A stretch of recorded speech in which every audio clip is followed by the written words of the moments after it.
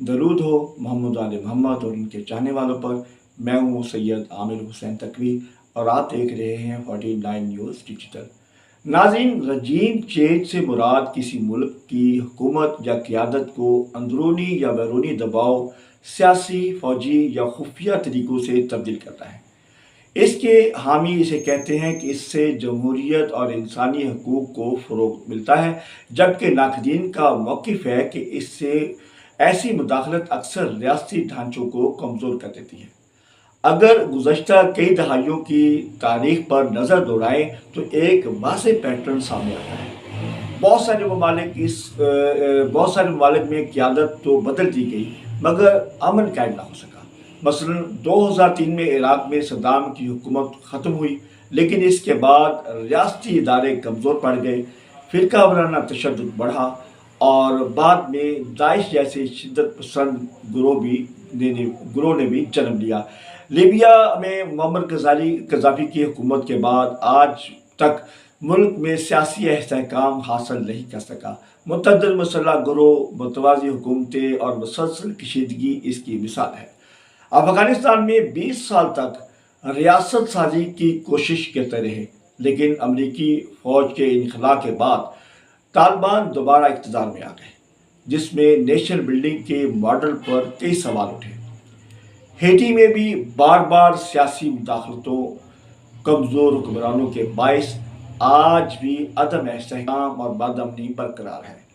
Congo, जो कि कुदरती वसाइल से मालामाल होने के बावजूद तवील तनाज़ात, मुसल्लह ग्रुपों और बैरूनी मुदाखलत ने मुल्क को शदीद बहरान में घेर रखा है। फ़िलिपाइन में भी इंतखाबात होने के बावजूद मगर नाक़दीन के मुताबिक हकीकी सियासी ताकत तवील अरसे तक चंद ताकतवर ख़ानदानों और सियासी शराफिया के हाथ में रही। माहिरीन के मुताबिक जब भी किसी मुल्क की क़यादत को अचानक तब्दील की जाती है तो इससे सिर्फ एक फ़र्द नहीं जाता, बल्कि रियासती निज़ाम पर भी शदीद दबाव आ जाता है। इदारे कमज़ोर हो जाते हैं, ताकत का खला पैदा होता है, नई हुकूमतें अवाम पर एतमाद नहीं हासिल कर पाती और यही सूरत हाल बाज़ औक़ात खाना जंगी, इंतहा पसंदी और माशी बहरान को जन्म देती है। लेकिन तारीख़ ये ज़रूर बताती है कि बैरूनी ताकत के ज़रिए नाफज की जाने वाली तब्दीलियाँ अक्सर देर पा इस्तेहकाम करने में कामयाब नहीं हो सकी। रजीम चेंज एक पेचीदा और मुतनाज़ा मौज़ू है। इसके हामी इसे आज़ादी, जमहूरियत का रास्ता करार देते हैं, जबकि मुखालफिन इसे इस्तेहकाम और रियासती कमज़ोरी की बड़ी वजह करार दे रहे हैं।